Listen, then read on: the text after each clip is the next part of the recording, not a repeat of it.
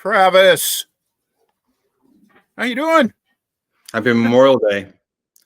Happy Memorial Day, When man. people see this, it will no longer be Memorial Day, but happy Memorial Day to you, my friend.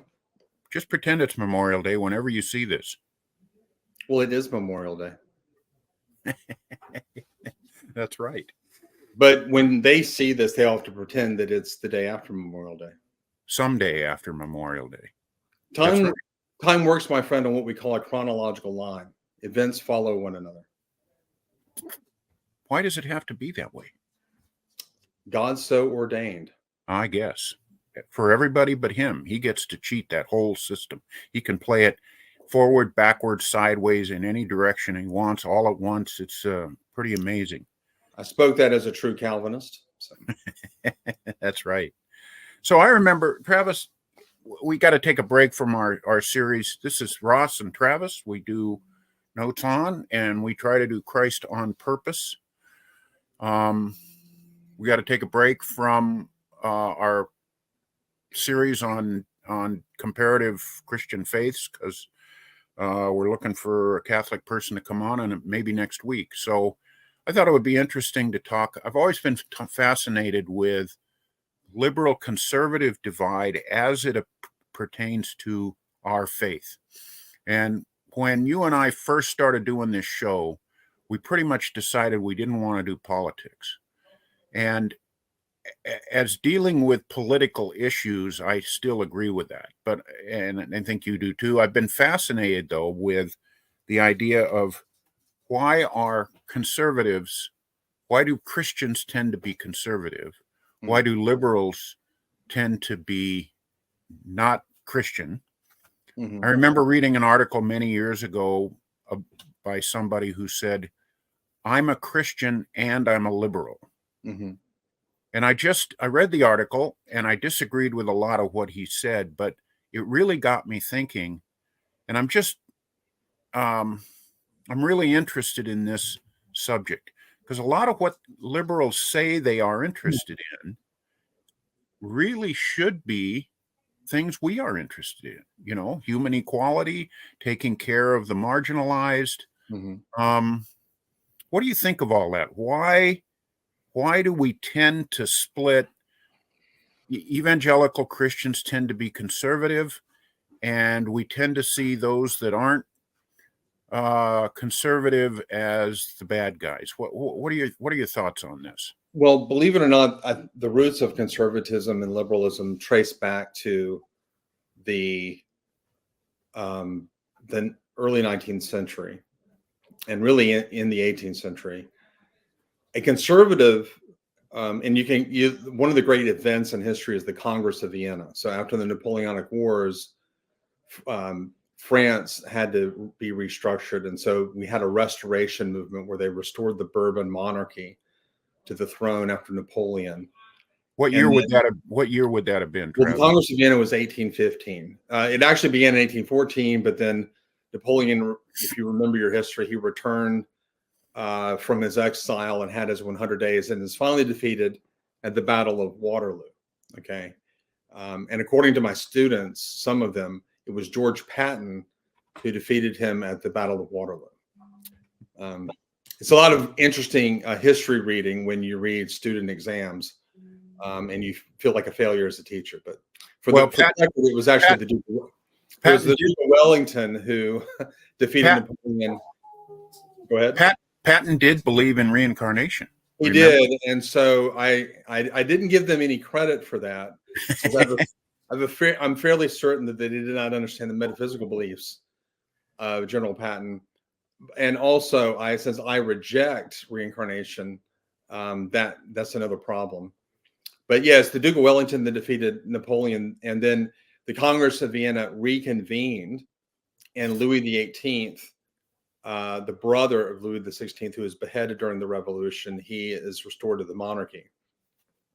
Now, in those days, a liberal was someone who believed, well, let me go back. A conservative was somebody who believed in the restoration of the old order, the old regimes, the monarchies. And so in France, that would be a restoration of society as it was before the revolution, or at least approximating it to the degree that you could. A liberal is someone who believed in a constitutional government. If they believed in a monarchy, they believed in a very limited monarchy, sort of like the England model that was established at the Glorious Revolution in 1688. So you have liberalism. If you and I were to go back into the early 19th century, you and I would be considered liberals, precisely because we're Americans who believe in the Constitution. So everybody that was American for all intents and purposes, except for some old Tories that lived in America after the Revolution, that they sided with England but decided to stay. Every American was a liberal on that standard. Okay, so that's the first thing to be established. Now, what is a liberal? Well, a liberal today, if you look at the people that are supporting Joe Biden, it's all the elites. I'm not telling people who to vote for. Okay, I know that we have people on our channel that do. I'm just not. You and I aren't into politics, but I am going to say, this is just an honest assessment.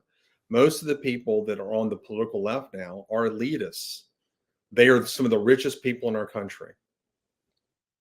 Okay, they just are. I mean, Hollywood would be houses that some of the most wealthy people in the country, and almost all of them are left-wing Democrats. Okay, so what is a liberal today? A liberal today, politically speaking, is somebody who believes in big government that does two things. It protects a purely autonomous choice where I can do literally anything I want to as long as it doesn't harm another. Mm-hmm. And they also believe in big government serving the common good, and they interpret that as meaning providing for the welfare of the masses. Okay. And that is a broad sort of understanding of what they think the political structure should be like. So today, a conservative is somebody who believes in the Constitution as it was originally intended. And the qualification for as originally intended is the amendments. So we don't believe in the Constitution as it was intended to be written solely in the 18th century, but we take into account the amendments that have been added to the Constitution. And that affects the way we interpret even that portion that was written in the late 18th century. So that's generally what it means to be a conservative. You believe in the original intent of the Constitution, those qualifications given.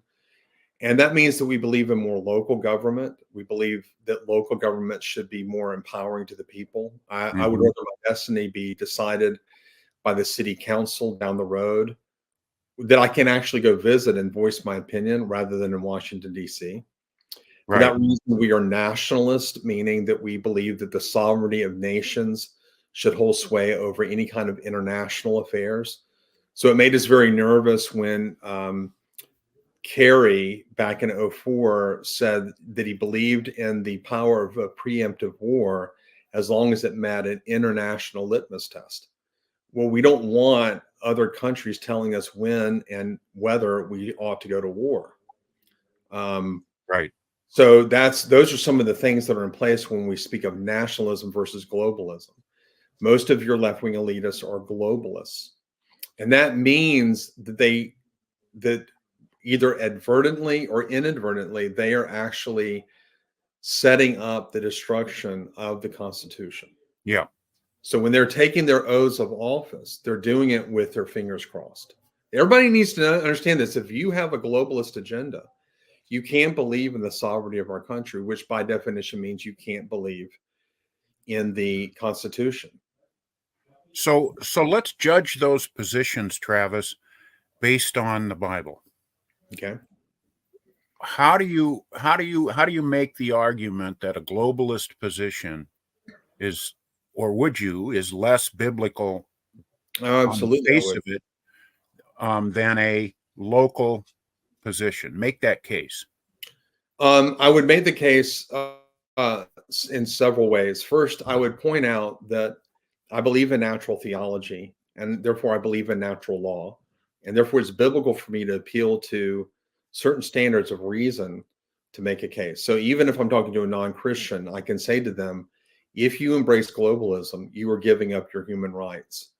On the surface, it may feel like you were actually securing your freedom, because the left-wing politicians front load their campaign slogans with all kinds of feel-good ideas that makes you feel empowered. Right. So, for example, it does feel empowering to think that the government might give me a check every month. On the surface, that feels empowering. But talk to anybody that's been on welfare, it becomes a generational curse. You're basically kind of in a kind of vortex where you don't feel confident in yourself as a person, and you don't feel confident enough to reach out and start living according to your own potential, because then you would lose that money that's coming in, and people don't want to do that. Mm-hmm. So it's a system of total dependency, not autonomy. So again, who doesn't want a paycheck every month? I do. I want extra money. Who Sure. doesn't? What moron wouldn't? But if you look at what's really going on behind the surface, it actually becomes far worse than what it originally sold for. And so I would appeal to those standards of reason to say you're going to end up losing the very thing that you got. Let's take the abortion issue as an example. Now, clearly, the biblical position is a pro-life position. I don't think anybody can make a case against that. Right. But I don't stand up in front of, I wouldn't go to the state capitol and say the Bible says therefore. I would appeal to science, which proves that life begins at conception. And that by definition makes the termination of a pregnancy via abortion, the procuring of an abortion, for anything other than the saving of the life of a mother, as unjustifiable homicide, which Mm-hmm. just is murder. Now, conservatives can debate one another if they want to extend the exceptions to rape and incest. And on some pragmatic level, you could make that case. I'm not going to get into it, but the ethics of it, when we're talking about ethics, it's clearly unjustifiable homicide sans the life of the mother at stake. And that means that the Christian has to say it's unethical to do it. And even the person who's not a Christian would have to say that the procuring of an abortion is unethical, immoral, et cetera, et cetera, et cetera. Okay. All of that assumes a sanctity of life viewpoint from Absolutely. all concerned, and a basic value of human life, which very interestingly is absolutely a Christian position and is in the culture generally because of the Bible and our Christian past. Right. It's an easy transition from natural theology, natural law, to the biblically based ethic. According to natural law, being is coterminous with the good. So any kind of action that promotes being, or to extend being a little bit further, any action that promotes life, is, all things being equal, good. And anything that denies being, obstructs being, or obstructs life is, all intents and purposes, not good or evil. And so then we go into the Bible, you open up Romans, and Paul says that the Gentile who does instinctively the things of the law, even though he doesn't have a law, is a law unto himself. He's quoting Aristotle there. Paul is. It's Romans 2:14. So Paul gives us our foundation for a natural law ethic that we can actually talk about with people, anywhere. However, you asked me for a biblical based critique of globalism. Well, think of this. I'm a premillennialist. I believe that, and I know a lot of people on our channel promote postmillennialism. There's some amillennials, so we have a diversity of views. I believe that Christ will return before setting up his millennial kingdom. And when he sets up the millennial kingdom, you notice that he's going to rule over, quote unquote, the nations. Now, that can be variously interpreted, but the ethnic distinctions that exist will remain even in God's millennial kingdom, which means that nationalism on some level, whatever that means, at least it minimally means that there's going to be a distinction between borders of peoples, even all the way when Christ returns. And therefore, nationalism is the order of the day. God established it at the Tower of Babel when he did. Yeah. He got rid of it. And there's a reason why he confounded the languages. And there's a reason why he divided the peoples. And the reason is because they had created an international global religion / political system with one man ultimately getting all the power. And the way I integrate all these chapters in Genesis is I believe that Nimrod was that global leader. And it says he was a great hunter before the Lord. And many people believe that that implication was he hunted people, meaning that he hunted them down and he destroyed them if they opposed the state.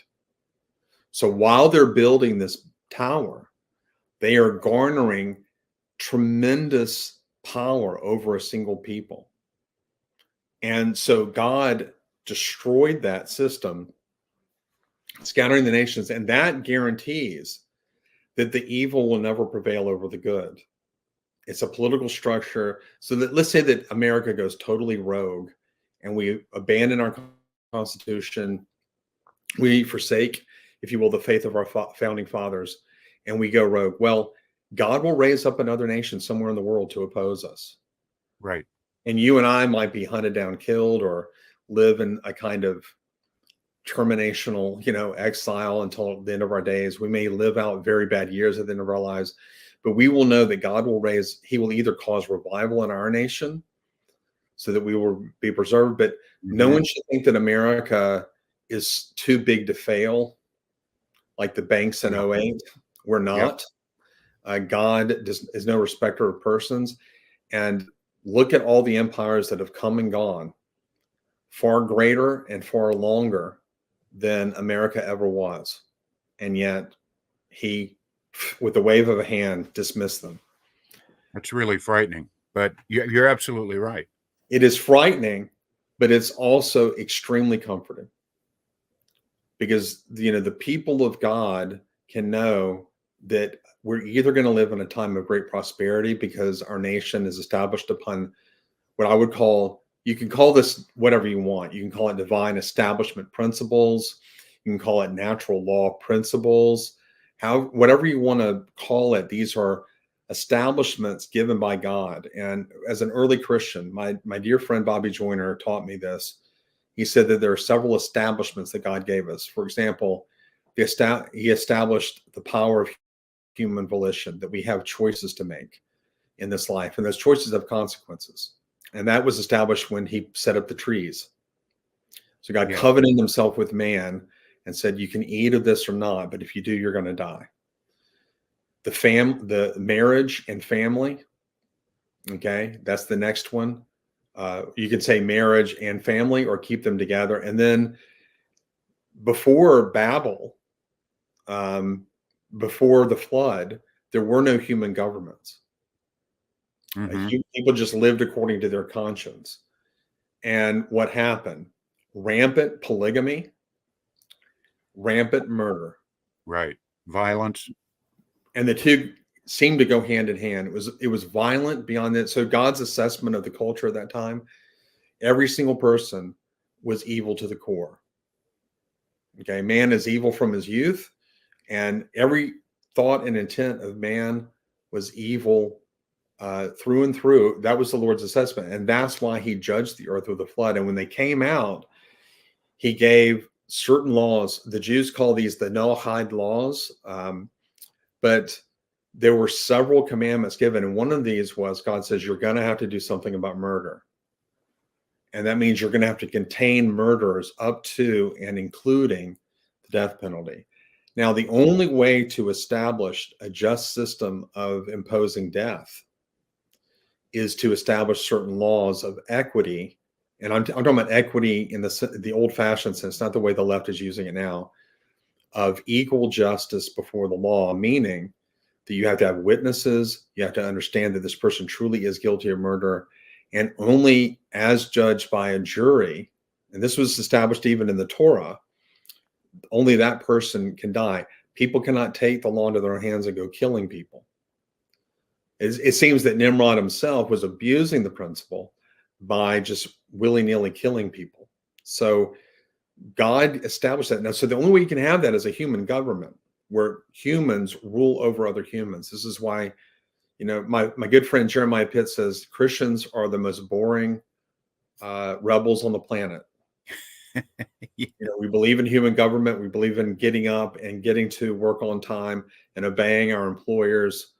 And if we make a complaint against our employers, it has to be done with the utmost respect for them and their position. If we make a mistake, we have to apologize to people at work. The best way to be a Christian at work is to show up to work on time, do your job. If someone comes in for help, say yes to the help. Be respectful. Do not gossip about your workers. All of that stuff has to be in place. And as I say these words, I feel a little convicted. I'm checking myself as I say this as much as I'm speaking these words to others. So we have to be, light at work. That's a boring rebel. It's called love and respect. It's terribly boring. Yeah. I think the way I would do it, Travis, is triggering off something you just said about what the world was like before the flood. Was every thought of every person was evil all the time. And I think, we struggle nowadays, whether even Christians, whether we believe that people are basically good or basically fallen. Even the Pope seems like he can't get it right now. Mm-hmm. The way I declare it is, I think people are basically weak. I think most people have a fairly strong sense of right and wrong, but when it comes right down to it, they give it up really fast. If their way of life or their comfort is threatened, that's it. If we were basically good, we wouldn't give it up so quickly. That's right. And so if people are basically weak and basically flawed, then the more we consolidate government, the worse it's going to be. Because if we ever have a one world government, it will be absolutely tyrannical and corrupt, because human nature is fallen. And so, the founders of our nation, if they did anything right, like maybe the main thing they understood was that human nature is fundamentally flawed. And if power is put in the hands of a small group of people, they will screw it up. That's right. And so, we have a national government, we have states' rights, we have a judiciary, we have legislature, we have the president. They did their best to spread that power all around, and that's a really good thing. And I think, one of the things, this goes to the series we're doing too, as well, with the different Christian traditions. I think it's really, really healthy that we have the Orthodox Church and the Catholic Church and the Amish and the Seventh-day Adventist and, Jews for Jesus and all the different flavors of Protestantism. And I'll add to that, it's actually good that we have anti-Christian religions amongst us. Obviously, I don't believe in those anti-Christian religions or those non-Christian religions. I believe that they're false. Okay, so I make that very clear. But with freedom of religion, recognizing the freedom to choose and letting people live out their conscience as best they can within limits. Yes. The days before Noah taught us that giving people full autonomy over their conscience is not a good thing. Okay. But with certain parameters put around it, living in accordance with conscience is a good thing, and the government should never touch religion. So when George Bush set up the faith-based initiatives, I was opposed to it, because that meant that it sounds great, doesn't it? Oh, we're going to be faith-based. We're going to honor the faiths of other people, blah, blah, blah. But a person should not expect their tax dollars to go support religions they don't agree with. I think it's unfair to the atheist, if I may speak this starkly, to expect him or her to give their tax money to go support Christian organizations. They don't believe in that. Yeah. And This is why Obamacare sounds so good up front. I want the government paying my insurance premiums, wouldn't you? Isn't that Sure. good? I don't like the idea of paying my own insurance premiums, but you see, once you get into that system, you are now beholding to them for the state of your health care. That's right. And once it's, it at first, I say I would give it 10 years. For 10 years, it would be the most wonderful thing in the world. Now, given the people that are running our system these days, maybe my wife is right. Maybe it's more like 2 months, but you get the point. There's a short season, whether it's 10 years or 2 months, where it would feel great if the government totally took over our healthcare system and paid all our premiums for us and everything. It would just feel. I would love to go 2, 3, 4 months, 2, 3, 5, 10 years without having to pay a single insurance premium, knowing that I'm covered. I would love that. Right.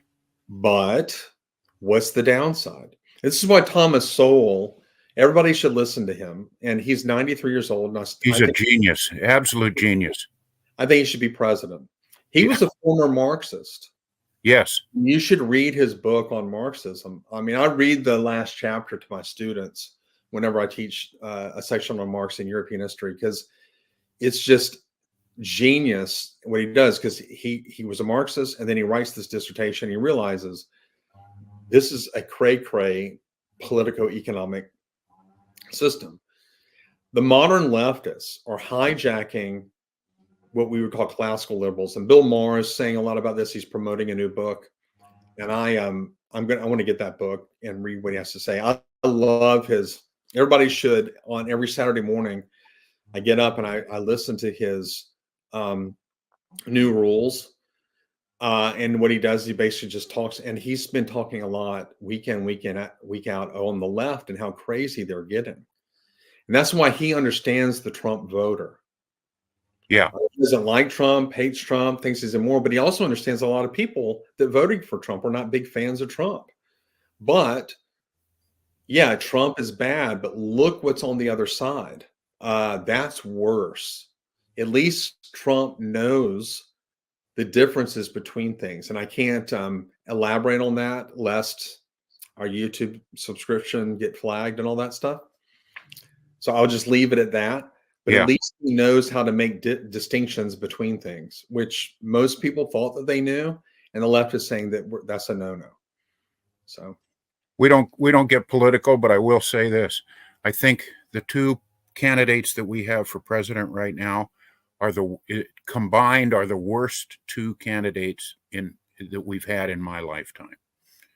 And yet we have to choose one or the other. And whoever we vote for, it doesn't mean that we support them completely or even support them much at all, other than that we support them more than the person that they're running against. And that's a really tragic. I agree with you. Never in my lifetime has it been more true to say I'm voting for the lesser of two evils. Yeah, boy. I remember years ago, two felons ran against each other for the governorship of Louisiana. And I remember being really cocky about it and saying, really? Is that the best they got in the whole state of Louisiana is two ex-felons? Well, here we are, Yeah. They're not ex-felons, but wow, I hate this choice. Yeah. I one of the things that I just shrug my shoulders at when people say, well, Trump is a bad guy. And I'm like, yeah. And they're like, well, then you're going to vote for him, right? And they're going to vote for Biden, right? I'm like, no, that's certainly not necessarily true. No. Like, well, why? And it's like, you think that Biden is better than Trump? I mean, do you really think he's, in terms of his character? And I'll say this: I've never voted for Biden. I never voted for Obama. But I always liked Biden. I listened to his son tell this very compelling story at the DNC, and I said, wow, what a good man.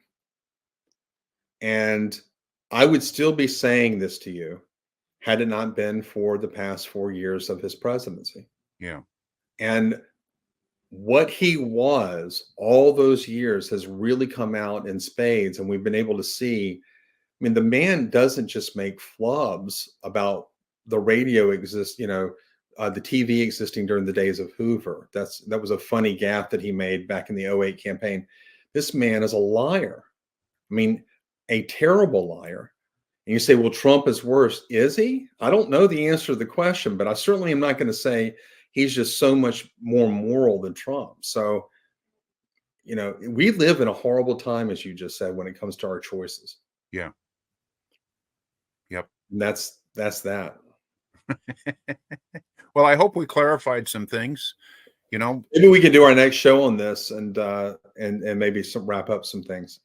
But having choices politically is a good thing, yes. and it coincides with the gospel, because people are not basically good, including me. That's right. So without Jesus Christ, I'm a train wreck. You and me both, brother. Love you, man. Love you. Y'all take care. Have a good week. Bye-bye.